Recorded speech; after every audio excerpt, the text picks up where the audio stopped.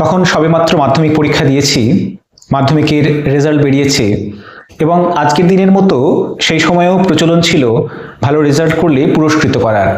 তো সেই সময়ে হাওড়া জেলার পক্ষ থেকে আমাকে একটি বই উপহার হিসেবে দেওয়া হয়। বইটির নাম আপনারা প্রত্যেকেই শুনেছেন, প্রত্যেকেই জানেন এবং অনেকে পড়েওছেন। বইটি অত্যন্ত জনপ্রিয়, অচেনা অজানা বিবেকানন্দ, শঙ্করের লেখা।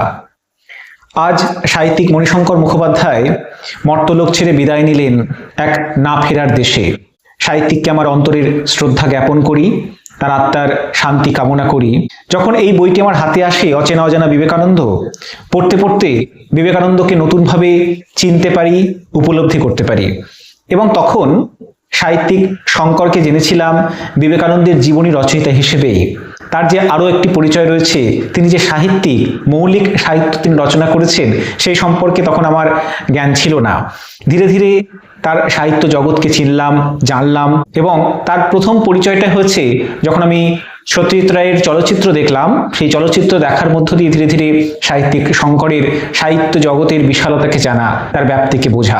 কিন্তু আমি ফিরে যেতে চাই পরিচয়ের সেই প্রাথমিক মুহূর্তে, সেই প্রাক লগ্নে, যখন শঙ্করকে জেনেছি বিবেকানন্দ জীবনী রচয়িতা হিসেবে।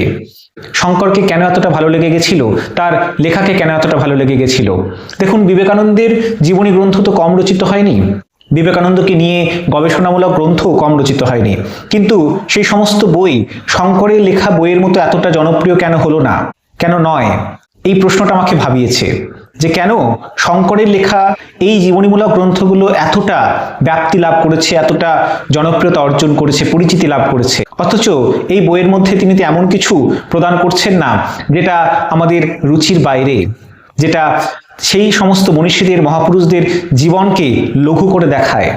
আসলে এই বইটি পড়তে পড়তে আমার একটি বিষয় মনে হয়েছে, শঙ্কর যখন বিবেকানন্দের জীবন রচনা করছেন তখন তিনি শুধুমাত্র একজন মহাপুরুষ হিসেবে নয়, বিবেকানন্দকে আমাদের সামনে তুলে ধরছেন রক্ত মাংসের মানুষ হিসেবে।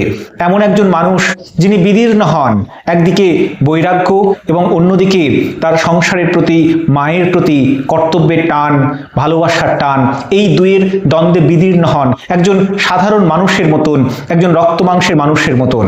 মহাপুরুষ বলতে, মহামানব বলতে আমাদের মনের মধ্যে যে সিংহ হৃদয় ব্যক্তিত্বের কল্পনা ভেসে ওঠে, সেই সিংহ হৃদয়ের মধ্যেও যে অনেক দুর্বলতা থাকে এবং মহাপুরুষকে ধীরে ধীরে সেই দুর্বলতাগুলো কাটিয়ে উঠতে হয়, অতিক্রম করতে হয়, তাদেরকেও বিদীর্ণ হয়ে যেতে হয়, রক্তাক্ত হতে হয় ভিতরে ভিতরে, সে অন্তঃক্ষরণকে শঙ্কর আমাদের সামনে তুলে ধরেছেন।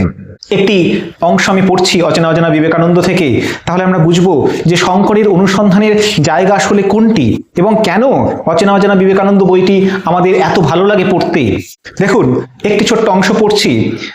যেহেতু আমাদের সন্ধানের বিষয়বস্তু মহামানব বিবেকানন্দ, মানবতার সর্বোচ্চ শিখরে যার রোমাঞ্চকর বিজয় অভিযান, সেহেতু আমরা অবাক বিস্ময়ে এমন এক মানুষের সন্ধান করি যিনি সংসারের কঠিনতম প্রশ্নকেও এড়িয়ে না গিয়ে বৈরাগ্য ও প্রেমকে আপন বিবেকের মধ্যে সহ অবস্থানের অসম্ভবকে সম্ভব করেছিলেন।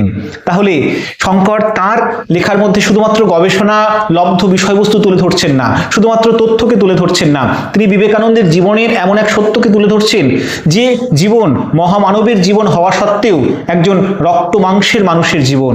তারপরে তিনি মহামানব, আগে তিনি রক্ত মাংসের মানুষ। জনৈক প্রিয়জনের মৃত্যু সংবাদ পেয়ে সন্ন্যাসী বিবেকানন্দকে গাজীপুরে রোদন করতে দেখে একজন মন্তব্য করেছিলেন, সন্ন্যাসীর পক্ষে শোক প্রকাশ অনুচিত। বিবেকানন্দ উত্তর দিলেন, বলেন কি, সন্ন্যাসী হইয়াছি বলিয়া হৃদয়টা বিসর্জন দিব? প্রকৃত সন্ন্যাসীর হৃদয় সাধারণ লোকের হৃদয় অপেক্ষা আরো অধিক কোমল হওয়া উচিত। হাজার হোক আমরা মানুষ তো বটে। আসলে শঙ্কর তো একজন সাহিত্যিক, তার প্রকৃত পরিচয় তিনি একজন সাহিত্যিক। তাই এবং তিনি যখন জীবনী রচনা করছেন, তিনি আসলে সাহিত্যই রচনা করছেন। সাহিত্য মানুষের হৃদয়কে তুলে ধরে, মানুষের যে হৃদয় বিদীর্ণ হয়, যে হৃদয় রক্তাক্ত হয়, যে হৃদয় নানা দ্বিধা দ্বন্দ্ব সংকটের মধ্যে পড়েও নিজেকে উজ্জীবিত রাখতে জানে।